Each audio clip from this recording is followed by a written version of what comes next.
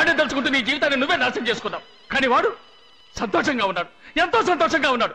చూడు, సరిగ్గా చూడు, వాడు వాడి భార్య ఇద్దరు పిల్లలు ఎలా ఆడుతూ పాడుతూ ఆనందంగా ఉన్నారు. కానీ నువ్వు దెయ్యబట్టి నల్ల రాత్రి పగళ్ళు ఒకే గదిలో వాడే తలుచుకుంటూ కృంగి కృషించిపోయావు కదమ్మా. నీలాంటి ఆడతాను నేను ఇంతవరకు చూడలేదు, వెళ్ళలేదు, పురాణాల్లో కూడా చదవలేదు. చాలమ్మా, చాలు. ఇక మీదైనా సంతోషంగా ఉంటానికి ప్రయత్నించమ్మా. నేను వాడిని దెబ్బతీయాలని ఎంతో ప్రయత్నించే చూశానమ్మా.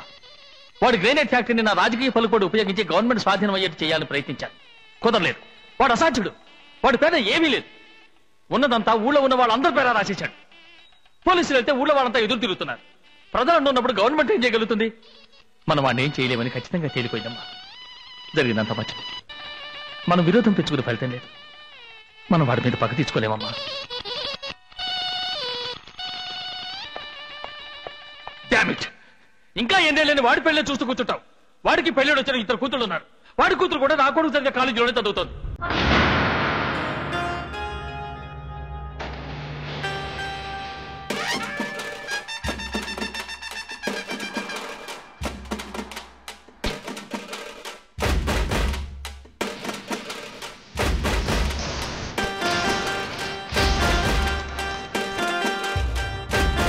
ఏంటి చూస్తున్నావు? 18 ఏళ్ల తర్వాత నరసింహం మీద పగ తీర్చుకోవడానికి నాకు మరోసారి అవకాశం వచ్చింది.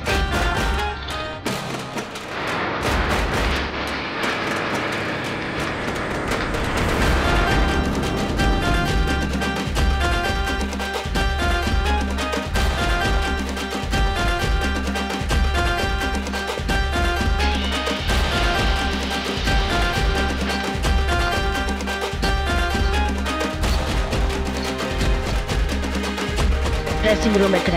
అక్కడ.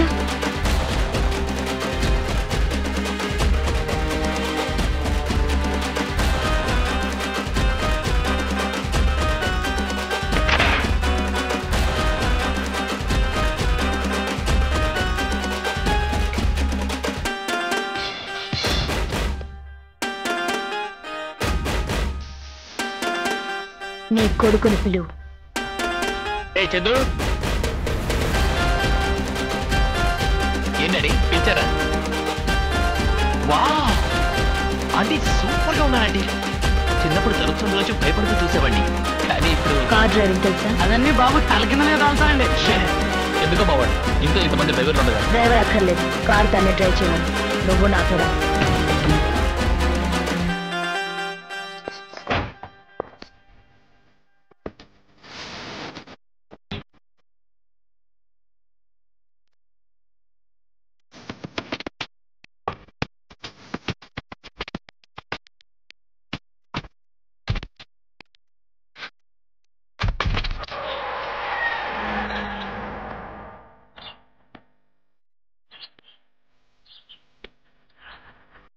ఆ వైలెట్ డ్రెస్ లో ఉన్న అమ్మాయి అనిత, నరసింహ అంకుల్ కూతురు.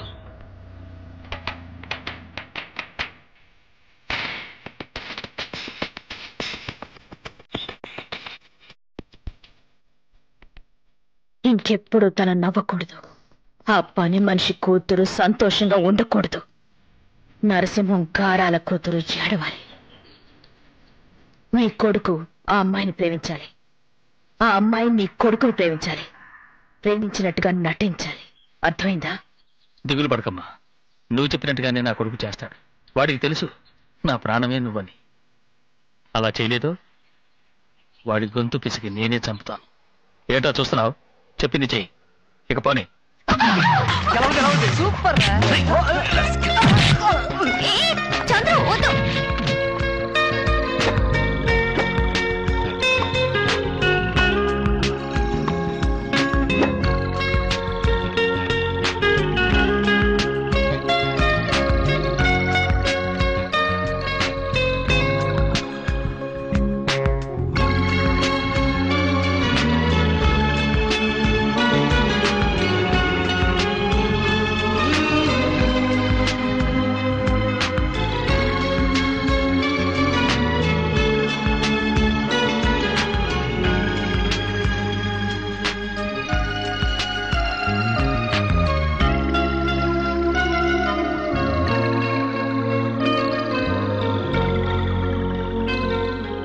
ఇప్పుడు ఎందుకు ఏడుస్తున్నావు?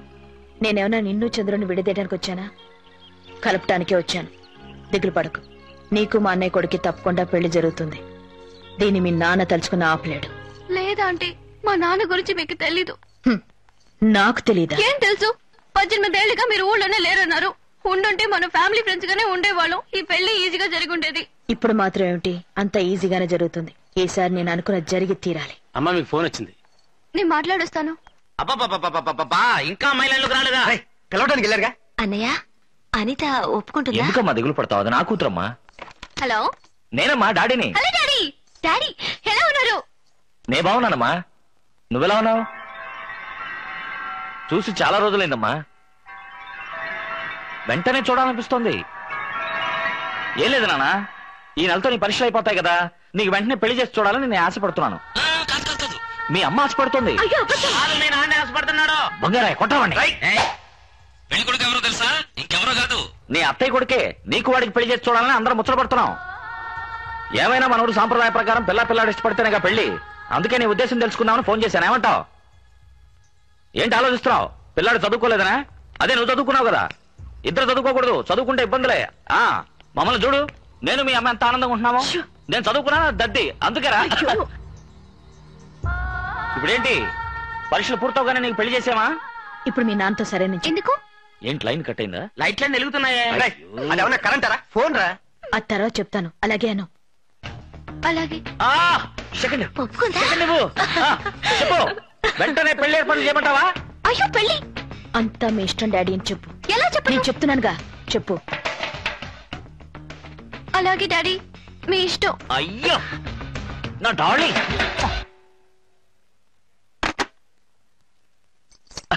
ఏమయ్యపురాలా, పిల్ల ఒప్పుకుంటున్నాను అడిగావే. ఎవరి కూతురు? ఈ నరసింహం కూతురు. ఏం పెళ్లి కొడుక, సంతోషమేనా? నువ్వు అలా చూస్తూ ఉండు, ఈ పెళ్లి అంతా బ్రహ్మాండంగా చేస్తాను. రై సుందరయ్య, బంగారయ్య, జామ్ జామ్ అని సందు సందుకి, గడప గడపకి, తలుపు తలుపుకి తోరణాలు గట్టి అదరగొట్టండి. మన వంశంలో ఇంతవరకు ఎవరు చేయని విధంగా ఈ పెళ్లి అంత గొప్పగా జరిపిస్తాడు ఈ నరసింహం. నువ్వు ప్రాణానికి ప్రాణంగా ప్రేమించిన చంద్రుడు నీకు కావాలి. మీ ఊళ్ళో మీ అమ్మా నాన్నల ఆశీర్వాదంతో నీ పెళ్లి జరగాలని నువ్వు కోరుకుంటున్నావా? అయితే నేను చెప్పినట్టు చెయ్యి.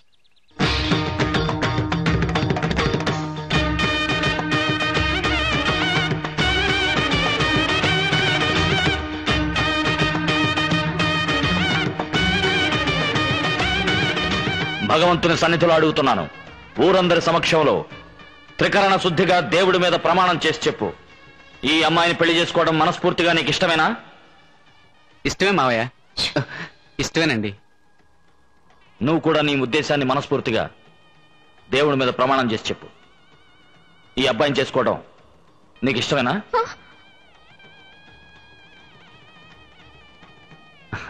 చెప్పమ్మా. ఇష్టం లేదండి.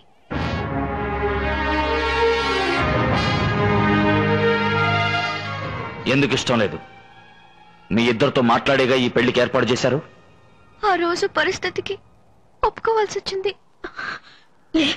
ఈ పెళ్లి కొడుకు నీకు నచ్చలేదా? నేను ఇంకొకరిని ప్రేమించాను. అతన్ని పెళ్లి చేసుకోవాలని ఆశపడుతున్నాను. సరే, నువ్వు ప్రేమించిన అబ్బాయి ఇక్కడ ఉన్నాడా? చెప్పు.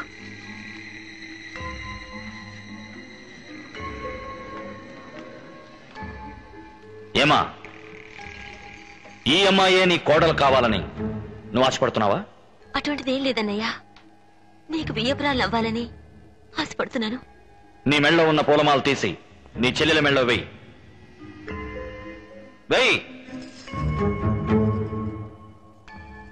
ఈ అమ్మాయిని పెళ్లి చేసుకోవడం నీకు ఇష్టమేనా? నాకు ఇష్టమేనండి. నీకమ్మా? ఎవరికి భయపడకుండా నీ మనసులో ఉన్నది చెప్పు. పెళ్లి కొడుకంటే నాకు ఇష్టమే, కానీ ఇప్పుడు ఈ పెళ్లి చేసుకోవడం ఇష్టం లేదు. ఏంటమ్మా నువ్వు అనేది? అక్కయ్యకి పెళ్లి కాకుండా నేను పెళ్లి చేసుకోవడం నాకు ఇష్టం లేదు. నాకు అక్కయ్యకి ఒకే రోజు పెళ్లి జరిగినా కూడా పర్వాలేదు, కానీ తనకన్నా ముందు నేను చేసుకుంటే ఆ తర్వాత అక్కయ్యకి ఇక్కడ పెళ్లి జరగదు అని భయంగా ఉంది. తమరి నిర్ణయం ఏమిటో? మా వంశపారంపర్యంగా వస్తున్న సంప్రదాయాన్ని నేనిప్పుడు మార్చలేను. ఈ ఊళ్ళో జరిగే ప్రతి వివాహానికి కన్నవాళ్ళ అంగీకారం కన్నా చేసుకోబోయే వాళ్ళ అంగీకారమే ముఖ్యం. ఇష్టం లేని ఏ వివాహం ఈ ఊళ్ళో జరగకూడదు. అటువంటి వివాహాన్ని ఏనాటికి నా వంశీకులు చెయ్యరు. బావిని తెరవండ్రా. వీరి చేతుల మీదుగా ఈ ఊళ్ళో పెళ్లిళ్ళు జరుగుతున్నప్పటి నుంచి ఇంతవరకు ఆ బావి తెరవలేదు. ఈ రోజు వారి కూతుర్ల కారణంగా ఆ బావి తెరవాల్సి వచ్చింది. చూసావా?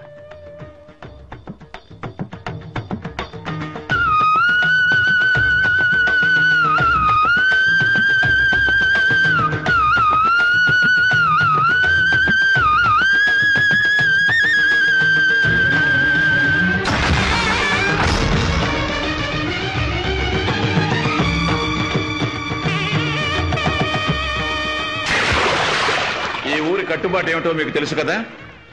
మీ అమ్మాయి మనసారా ఎవరిని ఇష్టపడుతుందో అతనికే ఇచ్చి తనకు వివాహం చేయాలి.